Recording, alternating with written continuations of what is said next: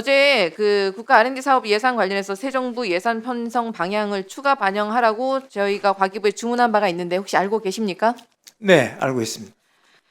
지난 정부에서 근거도 없이 과학기술계를 카르텔로 매도하고 대한민국의 성장 동력인 R&D 예산을 전례 없이 난도질했던 지난 정부의 기조 아래 편성된 예산이 아니라 우리 새 정부의 국정 기조에 맞는 새 예산이 편성되는 게 당연하지 않겠습니까? 이재명 대통령께서도 R&D 예산과 관련해서는 국가 지출 예산 대비 일정 수준 이상 안정적으로 확보하고 젊은 신진 연구자가 중견 연구자로 성장할 수 있도록 관련 예산을 확대, 강화하겠다고 대선 기간에 공약하셨습니다. 윤석열 정부가 R&D 예산 삭감 폭거를 벌이고 이번에 역대 최대 증액을 했다고 연초에 자화자찬했던 그 올해 R&D 예산도 물가 상승률 감안한 실질 R&D 예산으로는 오히려 1조 원 삭감 수준이었습니다. R&D 예산 폭거에 지금 우수 R&D 예산도 삭감되면서 연구의 안정성과 지속 가능성이 무너져 내렸습니다. 윤석열 정부 내내 연구에 몰두해야 할 현장 연구자들이 생사의 벼랑 끝에 몰리고 연구가 아니라 생존을 걱정해야 되는 그런 시대를 감내해야만 했습니다. 신진 연구자들의 성장 사다리도 완전히 부서졌습니다. R&D 예산 확충으로 이번에 초토화된 과학기술계를 다시 회복시키고 진짜 과학기술 강국 대한민국으로 나아가야 하지 않겠습니까? 근데 지금 과기부가 들고 온 예산이 이에 부합하지 않는 것 같습니다. 첨단 산업 R&D를 최대로 확대하겠다는 것이 대통령의 공약이고요.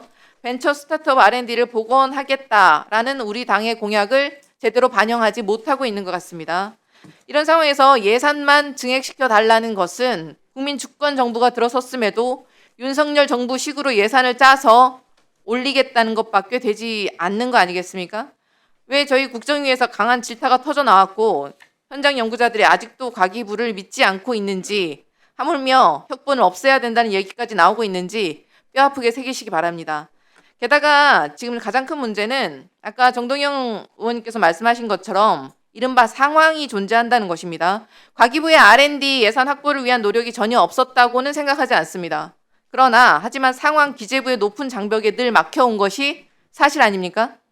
대한민국의 정부가 아니라 기재부의 정부입니까? 윤석열 정부의 재정 건전성 그리고 민생 경제 폭망에 책임 있는 부처가 오히려 재정 건전성을 운용하면서 R&D 예산을 삭감하겠다는 것은 명백한 모순입니다. 대한민국의 연구개발의 혈류를 다시 흐르게 하려는 최소한의 예산마저 기재부의 벽에 막혀서는 안 된다고 보는데 어떻게 생각하십니까? 네, 말씀하신 대로 저희가 지금 마련한 예산이라는 것은 저희는 충분히 새 정부 기조에 맞는 예산은 준비해 왔습니다. 근데 어쨌든 실링을 여전히 이제 주는 것은 관례대로 기재부라서 굉장히 생각보다 작은 예산의 실링이 지금 와 있는 상태고요. 그래서 거기서 뭐죠?